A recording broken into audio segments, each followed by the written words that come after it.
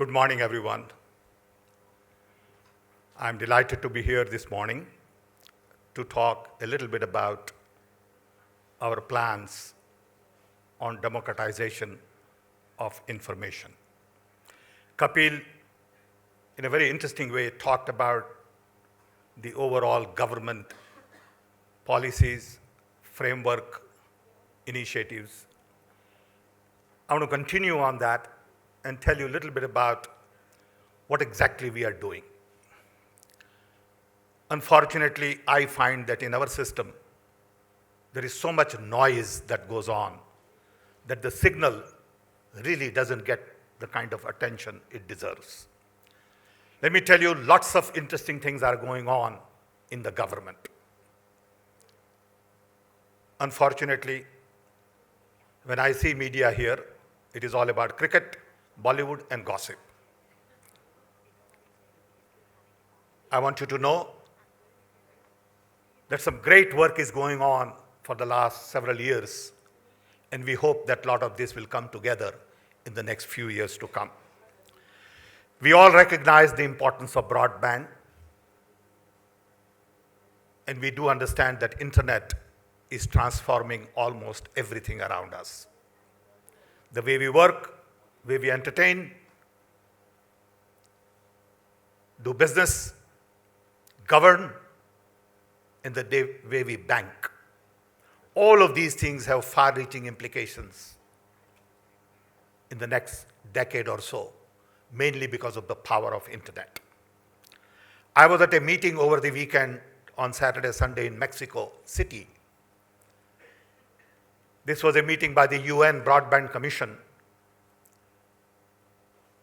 I've been party to this for the last several years. Carlos Slim was hosting it in Mexico City. And there were about 40 of us from all over the world talking about the power of internet. We reviewed sort of the status of internet in 150 countries, focused on so many different aspects that it was interesting to see the real focus by all governments on the power of internet. In India, internet is not about just GDP, e-commerce. It is all about development. It is all about growth. And I want you to know that we are very conscious of the fact that growth and GDP is an important piece, but it is not necessarily the only piece that we are focused on. So I want to tell you a little bit about three different pieces to this puzzle that we are engaged in. One is connectivity that Kapil talked about. There we have two major pieces: National Knowledge Network to connect 1,500 nodes to 40 gigabit bandwidth to connect all our universities, all our colleges, R&D labs, later on maybe courts, governments, and all of that. This network is going to cost us about $3 billion. 1,100 nodes are already working, and we believe this is going to be the mother of all the networks. And we are beginning to consolidate a lot of the old networks onto what we call NKN. In addition, like Kapil mentioned, we are connecting 250,000 panchayats to local government using optical fiber. As you know, we already have 1 million kilometers of optical fiber in place, and we are adding another 400 to 450,000 kilometers for the last mile connectivity. When this network is operational in next 12 months, you will really have robust fiber network all over. Because without the right kind of fiber backbone, no amount of wireless network is good enough to carry the kind of data we need to carry. With this, we are creating platforms. Nandan is working on UID platform. Dr. Rangan is working on National GIS platform along with Department of Science and Technology, where we will integrate all kinds of maps. Today in India, we have 30 different kinds of maps. Department of Revenue has one map, Water Department has another map, Electricity has third map, and telecom people have fourth map. So the idea is to really begin to consolidate and create one single portal. We are working on data centers, 4 major data centers in the country. And these are massive data centers because all of our strategy is based on cloud computing, open source software, low cost terminals. And with these data centers, all of the computing power would be centralized at the federal level, and then each state will have their own data centers. Of course, it requires focus on cybersecurity, and finally, applications. It is all about applications, applications, applications. There are a huge number of applications in the government that we are focused on today. There are roughly about 30 major applications, from food distribution to employment guarantee scheme, income tax, driver's license, passport, and the list goes on and on. Sum total today, we have 10,000 software people working in the government on all of these applications. So when you put all of these pieces together, networks, platforms, applications, we believe Government of India would wind up spending about $20 billion, which is huge, to provide the kind of infrastructure that you would need to essentially re-engineer government, to redefine roles and relationships, to really create whole new framework for development. Then you will have access to great deal of information at panchayat level. Today we have RTI, so there is right to information, but there is no information. Information is just not organized in the manner you need to access. So if you ask same question 3 times, you probably will get 3 different answers, because everything today is manual. So we are trying to convert government files, the Nadawali file, into digital office, because all our information is basically locked up in Nadawali file. But we do find a lot of resistance. Just to give you an idea, we have 32 million court cases pending. We are computerizing all of the court cases. But that's not good enough, because we also need to computerize prisons, police, IB. It will require, thank you, I forgot that I already had. You know, I take a lot of medication in the morning. I take about 12 pills. And I get dried up, so my apology.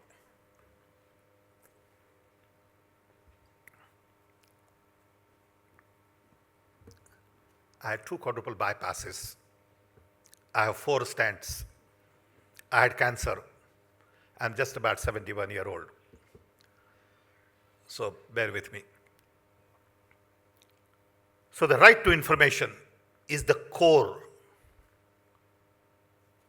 for all of the things we are trying to do. I believe from there would come accountability, transparency, accessibility. And as we are trying to computerize everything, we are also finding great deal of resistance in the system.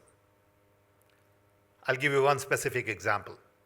When President Obama came here, we had an opportunity to spend about half an hour together. As a result of that conversation, we decided to launch a joint program with 10 software people from White House and 10 from our team here to develop open government platform, which was sort of to take data.gov in the US and expand it to include documentation and everything else. Platform is designed, it's available, and now we are offering this platform to all kinds of governments all over the world. Rwanda and Ghana are the first two countries working with us, and I believe we have requests from about 20 different countries. This morning at 8 o'clock, I had a meeting with IT minister from Egypt. And he immediately said, look, this is something we want to work with you now. However, this platform is already designed. But when I go to government people here in Delhi and ask them to open their data, there is a great deal of resistance. Everybody says it's a great idea, we must open data, but we are going to set up a committee. And the committee takes about 6 months. Finally, after 1 year of hassle, we have about 70 or 80 different data sets open. How many? 150. Good number. But we need about 10,000 data sets. The key is, what do you do with this data? And that's where we need young entrepreneurs like you all to really work and create new products and new services to open up the system. Not only we have resistance in opening data, we also find that we are not very good at collaborations. Everybody loves to do their little vertical silo. So when we go and say to police that you need to integrate with CBI, you need to integrate with courts, we again find great deal of resistance.